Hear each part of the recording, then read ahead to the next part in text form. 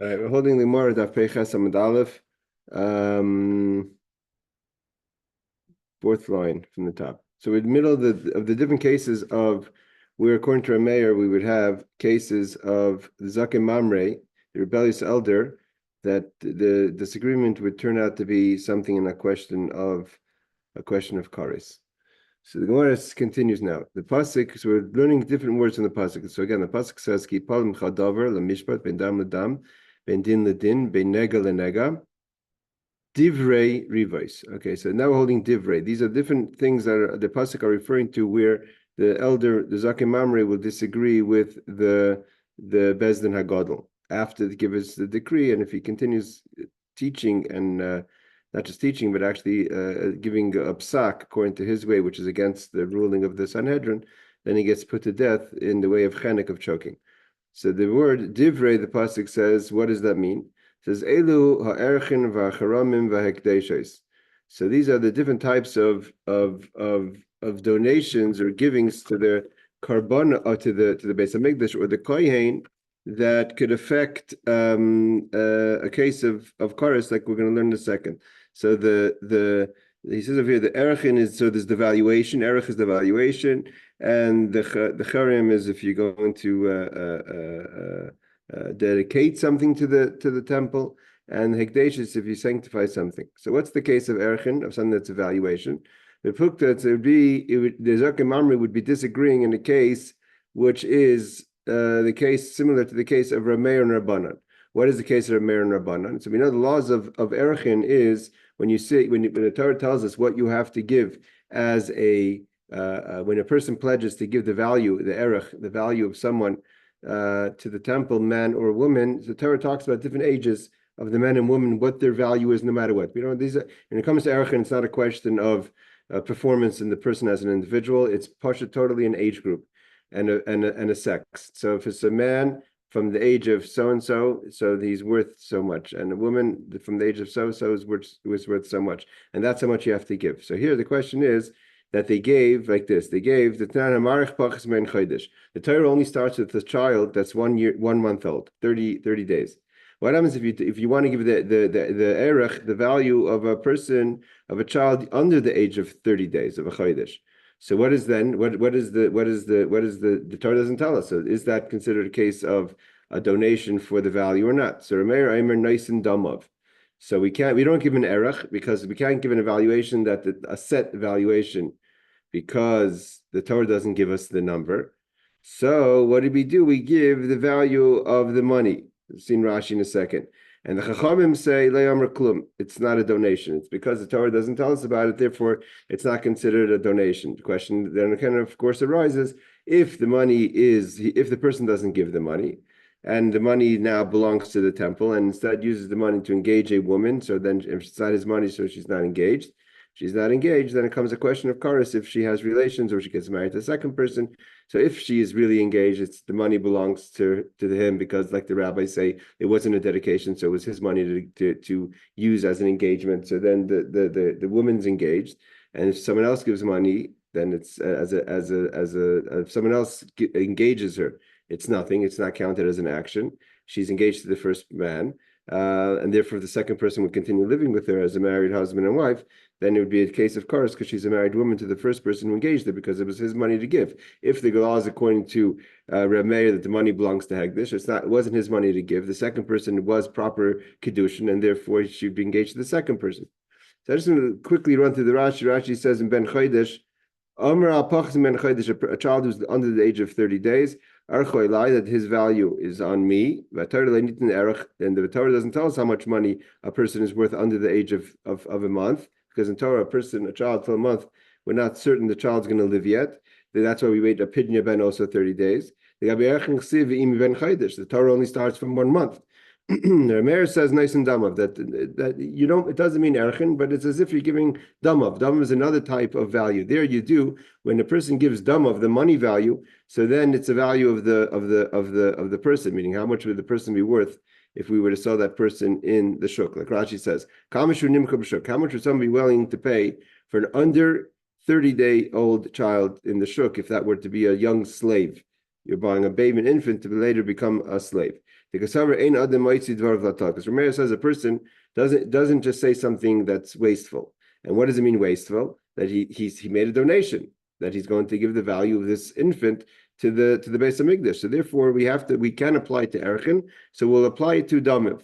So therefore, but the Torah doesn't give us a valuation of under the age of 30 days. So therefore, Rameir says that he doesn't mean to give it as a way of erchin, but a way of damav, just the value of the money, and then we try to figure out the value of the child at that age, and the Rabbanan say no, it doesn't agree with the Rameir, it's not considered a donation. So therefore, Rashi quickly says, what would be the case where there's a chorus involved? In Bar Gizbar, if the money collector of the Beis Hamikdash or Mashchanite, so the Rabbi have a hegdish. If they come and they take it from him, and they take a collateral because he owes money, he hasn't paid yet, and therefore the money now belongs to hegdish, and you can't engage a woman with it. Unless he knows. The halacha is there's one thing in Rashi, that's why I wanted to learn the Rashi. If you do b'mezid with money of hegdish, it is considered. But if you don't know, if you're shaygig, then it's not considered hegdish. Kitnan b'hegdish b'mezid kiddush, b'shaygig like kiddush. If you intentionally use the money of hegdish, so it's considered you have a violation, and all what comes with that for using money of hegdish, but the woman's engaged. The Rabbanan may have hegdish, but because the rabbis don't hold it's hegdish because there's no age of under 30 days. But therefore it doesn't belong to the kodesh, to the gizber, it belongs to the man, and therefore it's his money to do as he pleases. And one of the things he could do is engage a woman, therefore she would be engaged to him. And then it'd be a question of Eishes of a married woman, and then that could lead into the question of chorus. If someone were to get engaged to her afterwards, on top of the first engagement, it's nothing, it's no action. Rashi just continues. Another way that we could learn the case of chorus is according to Meir, so that it comes into a question of that you have to bring, if a person uses money of hegdish, then you have the laws of me'ilah. Me'ilah is that when you benefit from things of holiness.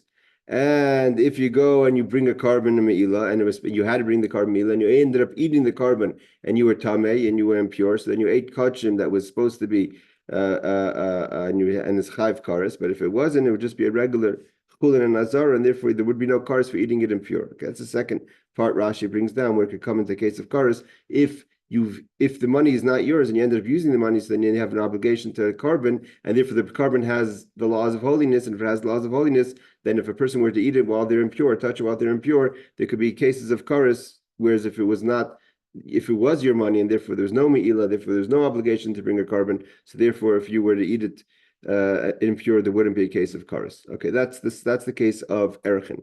What is the case of charamim? Charamim is if you give a dedication. The question is, there's two ways to give a dedication. You give a charim a dedication that goes straight to the Kohen. You give a charim that goes straight to Bedek Habayis, to the upkeep of the Beis Hamikdash. What happens if, in a case where there's no clarity of what you were planning to do, what your intentions was? Was it intended for the Kohanim, or was it intended for Bedek Habayis? So there it comes down to the case of the plukta, the disagreement of Rabbi Yehuda ben Beseira and the rabbis. The Tanam we learned, Rabbi Yehuda ben Beseira, and Rabbi Yehuda ben Beseira says, Stam chiramim, if a person is not clear and doesn't clarify what is your dedication for, it goes to Bedek Habayis. It goes for the upkeep of the house, meaning the Beis Hamikdash. Shneimar kol cherem kodesh kedashim hu Hashem. All cherem that we don't know what it is, it goes to Hashem, which means it goes to the Beis Hamikdash. And the Chacham say no. That's Stam chiramim, when a person gets a dedication, and there's no indication of what his intentions or her intentions of that matter was, it goes to the Kohen. Because there's a second verse. The second verse further down in Vayikra says, Kistei hacherim l'Kohen. It's as if you gave a dedicated field to the Kohen. Tiachuzasai, that is his achuza, that is he has ownership of it. So imkein. So they asked the rabbis, if you're saying you're comparing it to the second verse that says it's kistei hacherim l'Kohen, why is the Torah saying the verse before? I think a few verses before it says, the whole verse says that if you give a dedication, whether you're giving a person or animal, you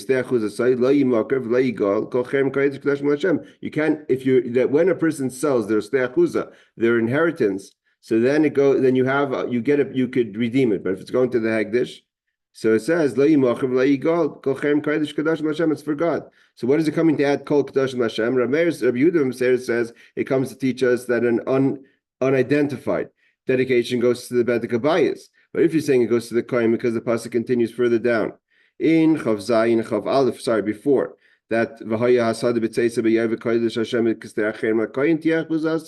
and here we're trying to use the word to teach us that an unidentified dedication is like a dedication to the Kohen. So what do we add in Kodesh Kedashim Hashem? So he answers,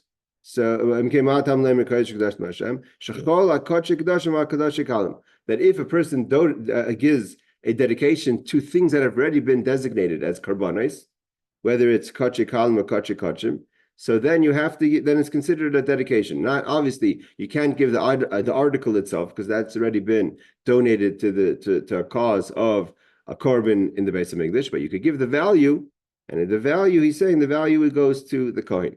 And what would be again the case of so he says the case of Karas in such a case.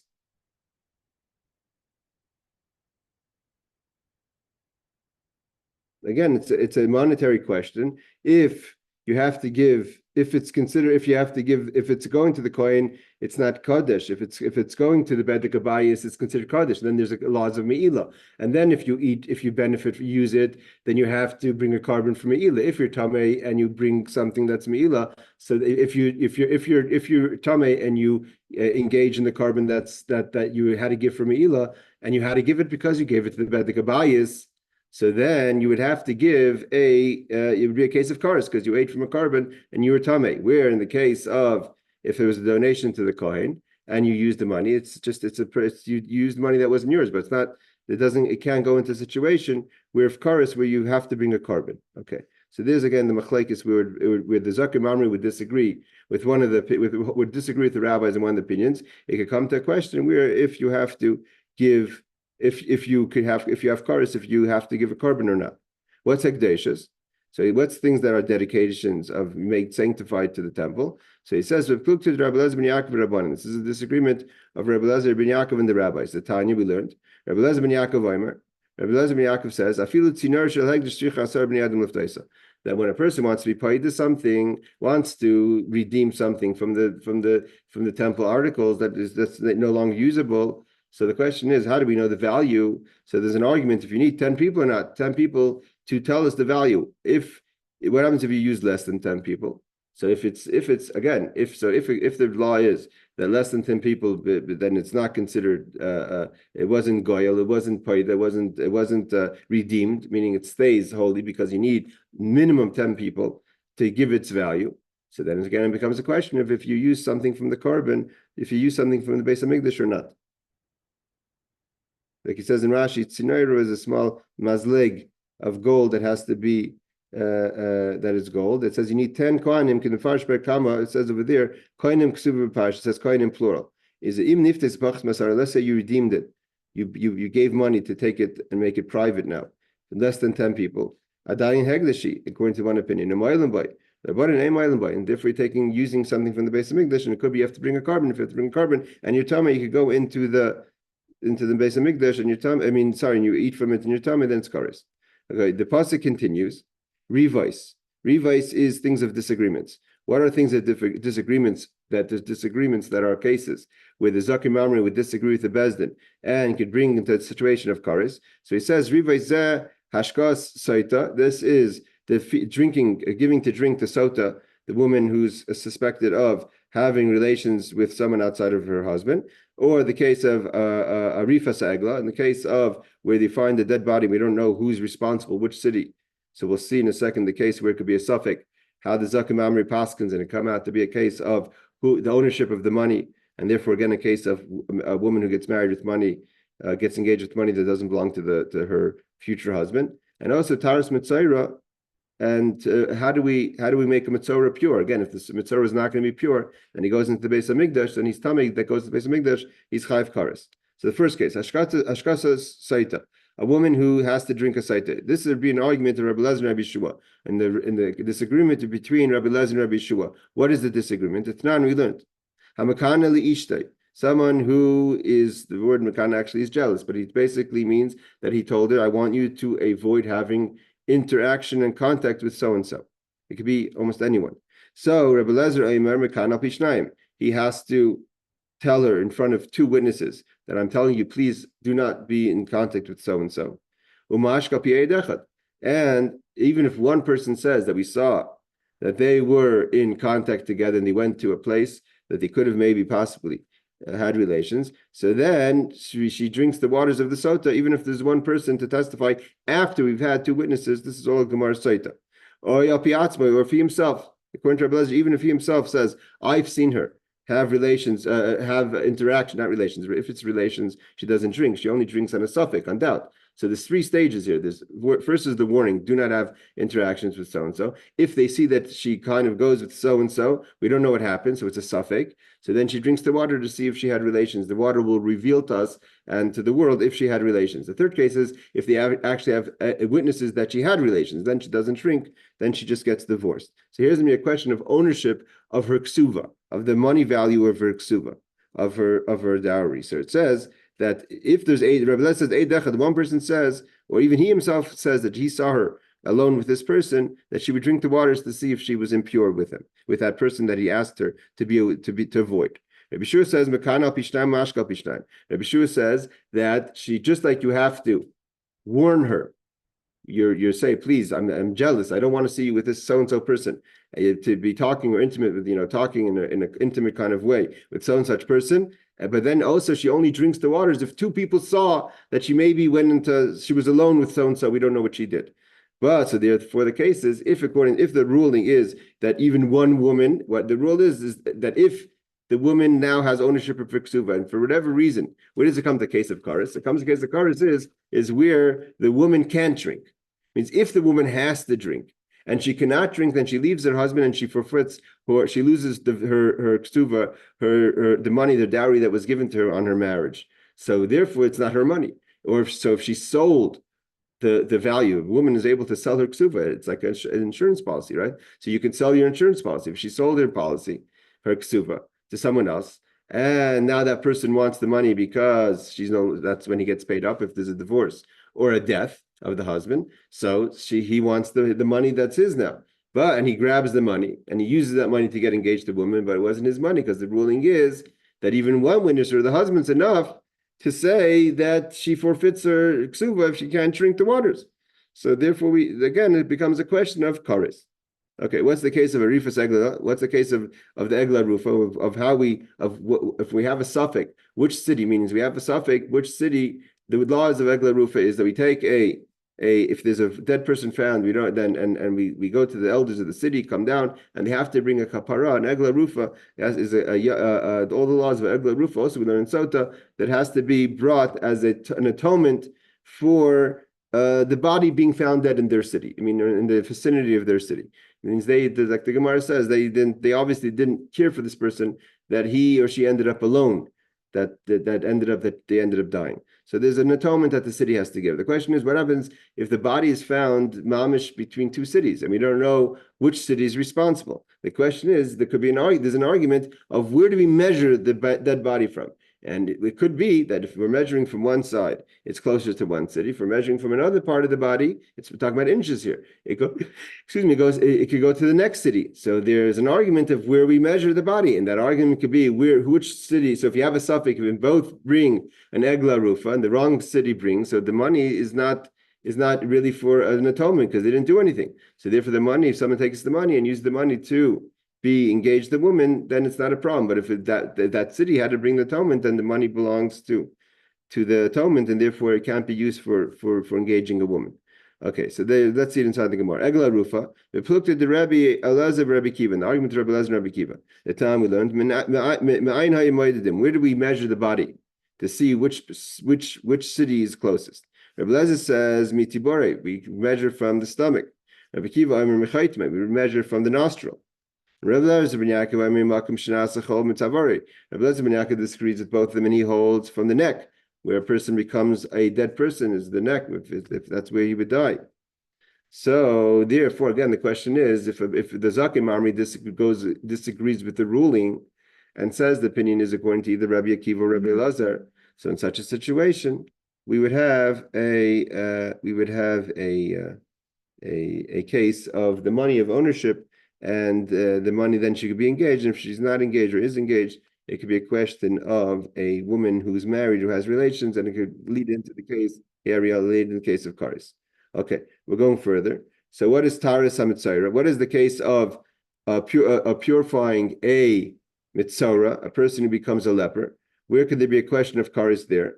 In the argument of Rabbi Shimon and the rabbis, we looked at Rabbi Shimon Rabbanan. The Tanan we learned, ein loy bayin yad bayin regel. We know that the part of the process of purifying the leper is if he or she has to have on their ear and on their thumb, that they have to place the oils and to purify the blood. Sorry, to purify the mitzvah of the karbana. So at the end of when the person who's been considered a leper, means there's questionable lepers, but after the Kohen says this person is a leper and that person becomes clean, means the body is whatever the halacha says, the person is no longer a leper, he has to bring or she has to bring a korban, a sacrifice to the Beis Hamikdash as an atonement for going through this experience of being tamei as a mitzvah. While he or she's tamei as a mitzvah, they cannot go into the temple parts, which would make them kares if they went in tamei to the Beis Hamikdash. Now, how do you make a person pure? Part of it is they took the blood of the sacrifices and they put it on different parts of the body.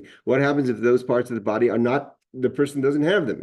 He or she's lacking their thumb or their ear, that place that you would have to put it on the right hand, right, and the right side of the ear. So what do we do? So if ein loy boyin yad v'regel oizen yeminis, if it doesn't have the foot and the thumb of the foot and the hand or the ear, the right ear, so the rabbis say ein loy tahara almis. Well, then you can't become pure. The Torah says clearly you have to place the blood on the right ear, thumb, and toe. You don't have it, so sorry, you can never become pure. Although you don't technically have the leprosy, but the process of becoming pure requires that you put the blood in such and such place. It's not, you don't have it, so therefore, sorry, you can never become pure. Rabbi Les says no.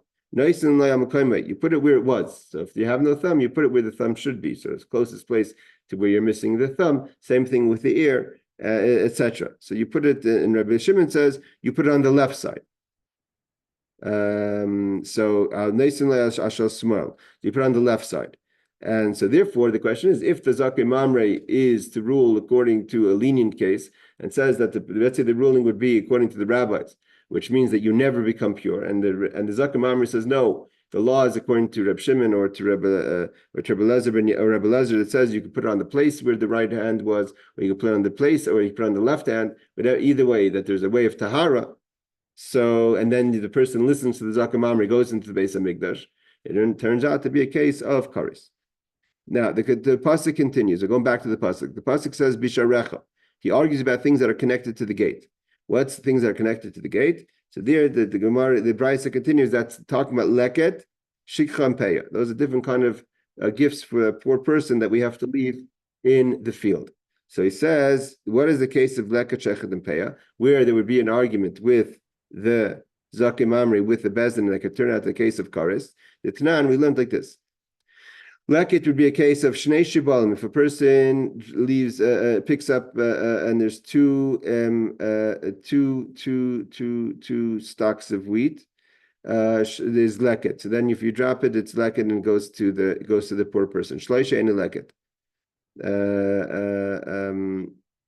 Shikha, if I forget, it's shnei oimrim. It's two little bundles.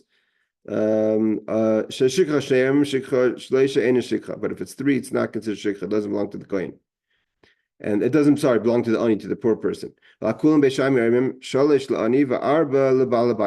both cases, Reb Shimon is even more strict. He holds 3 still goes to the poor person, and only 4 is already too much, and therefore goes to the balabais again. So this is a case of who has ownership of these gifts to the poor. If the ownership belongs to the owner, so it's his money. If it belongs to the poor person, it's the poor person's money. Then the question is ownership of the money. Who can engage a woman? Does she become an engaged woman to the person who thinks he has ownership or not?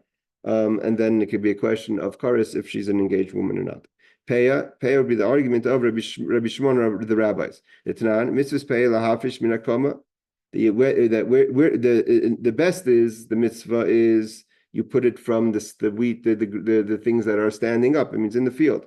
Then you have to take it from the stocks of that you've already cut.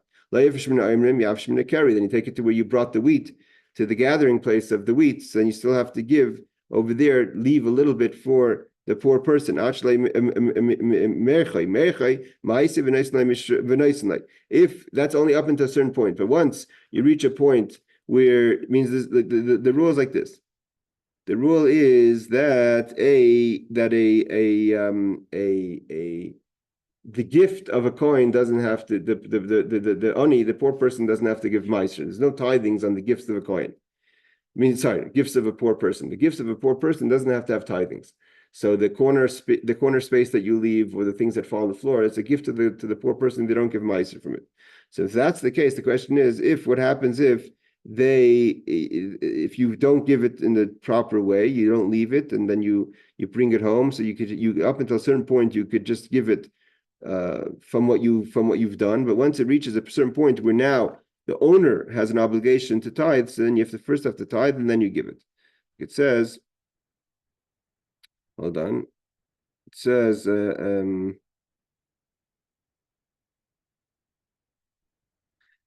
oops, sorry. So before he smooths it, so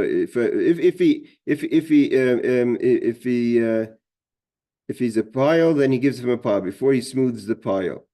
But if he already smoothed it, then he tithes it and then he gives it to the poor person. So if he does, back into the Gemara, if he says, if it's meirecha, he smooths it, that's already a kind of way of collecting that at that point that you have to give the meiser. Is meiser v'naisnei. Mishum Rabbi Shmuel Eimer af mafish min isa. And then Rabbi Shmuel says that even if you've made dough, means you took the wheat and you turned it into flour and made dough, you still have to give part of that dough to the poor person. Again, this is a question of how far is the ownership? Is the ownership, does it belong to the poor person? And then that person has ownership, it has money value, and then they could go and get engaged. But according to the rabbis, and don't agree with Rabbi Shmuel, that once it reaches a certain point, whatever, you didn't do the mitzvah, but it doesn't belong to the poor person. So then the poor person has no ownership of it, and therefore the poor person cannot go and get engaged with it. Okay, we're just going to go a little further because I have today to leave a bit early to take my daughter to school. But okay, so that's we finished Baruch Hashem this sugya of all the questions of the Zaken Mamre, of when he could disagree. What cases are referring to that his disagreeing would be a case of kares. Now, we learned before. There's three bezdins that we said are on the Temple Mount. One is right at the Temple Mount. Then there's one. Where was the three that we said? We said there was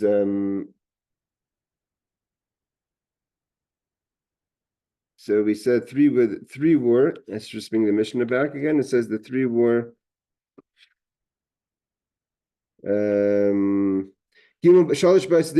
Mishnah says one was at the entrance of the Har Habayis, the Temple Mount. One was by the entrance of the Azara, and the third one was the Lishkas Hagazis. That was where the Sanhedrin Agadol of 71 sat. The first two were 23, and the main one, the Sanhedrin sat in the Lishkas Hagazis, which is a room that's kind of off, which could be by the Azara. It's in half of it is holy, half of it is a place where people that are not Kohanim could be, and they can sit. There's a problem of sitting as well. So then, and if the case in question reaches that far, so then they have to, and he disagrees with them, then it's a case of a Zaken Mamre. So Amar Rav Kana says, if the case of a Zaken Mamre, now we're gonna define what is the basis of the argument of this elder. So we have an elder who's arguing with the Sanhedrin, and Sanhedrin says, no, this is not the ruling. The ruling is according to your colleagues. So the question is, what's the basis of his argument? If he says, I heard it, I'm a student of so-and-so, is a student of so-and-so, is a student of so-and-so, all the way back to Moshe Rabbeinu, and this is the Masorah I have. It's not something I've made up, that I think the rulings this way. I've heard the rulings this way. I have a shmua. I learned it from my Rebbe. They say, well, we learned from our Rebbe, right? That's how Machlekes started. So let's say Shammai said, I heard it from the Shammai said, I heard it such, this is the ruling. And Hill said, I heard it, this is the ruling.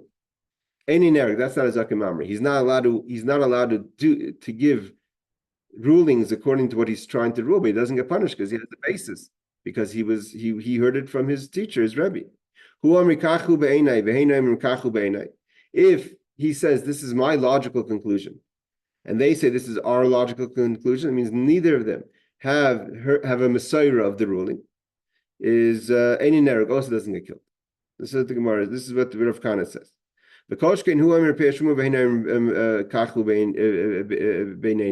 even surely, if he says this is a tradition that I heard, and they're arguing that we don't agree with the tradition logically, means they don't even have a tradition to counter his tradition, then surely any nerg, you're not going to kill the Zaken Mamre. He has a basis to say what he's saying. So what is a Zaken Mamre? It's only in the case that he says kachu be'enai, that this is how I see it logically, and they say no, that we have a tradition that you're wrong. Why? What's his proof? They didn't kill a Kavi Mahal. A Kavi Mahal, like we said in the beginning of this case, was a rabbi and the sage in the times of the temple that had a disagreement with the rabbis. He was excommunicated, but he wasn't killed. They didn't kill a Kavi Mahal. They excommunicated him because he didn't listen. And what did he say? He told his son that I heard it. I had a shmua. I have a tradition. I have a basis for what I'm saying. But Rebbe Elazar, no. So Rebbe Elazar disagrees with Rav Khan, and he says, even if he says I have a tradition, and they say no, we don't see it that way. They don't even have a tradition to counter him. Nereg, we still kill the Zaken Mamre. The reason is because when a Zaken Mamre argues, it creates disagreements, and it's so important to keep shalom, to keep peace, that even if the Zaken Mamre has a tradition, and he's not lying, he's an elder, he's a respectable person, and they say no, our logic doesn't agree with your Messiah, nevertheless he gets put to death because there should be machlekes. If that's the case, what's the obvious question? Why didn't they kill a Kavi Mahal? Even though he said he had a tradition, and even if they're arguing without a tradition, still, according to Rebbe Elazar, that would be enough to put him to death. Because he didn't give a ruling. He just said he didn't say this is what you should do. He said this is the way I was taught. Do like you're told. So and we learned before, it only is if he says if you have to do it this way. Because he was teaching it, therefore they excommunicated him, but they didn't kill him because he wasn't giving a ruling of Lamaisa, this is the way one should act. So he says, let's see if this is okay,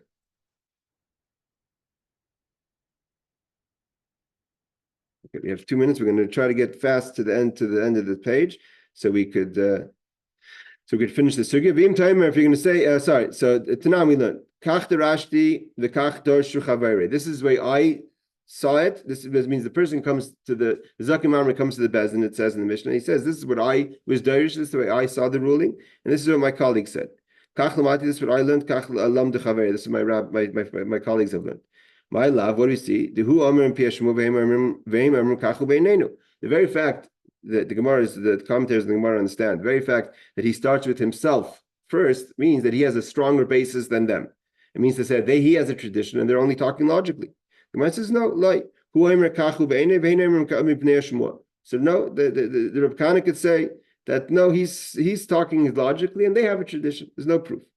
Tashma, we learned another question. Rabbi Yeshua says, I heard from Zira, who was a person from the Jerusalem, that he told me 3 things that are traditions, so to say.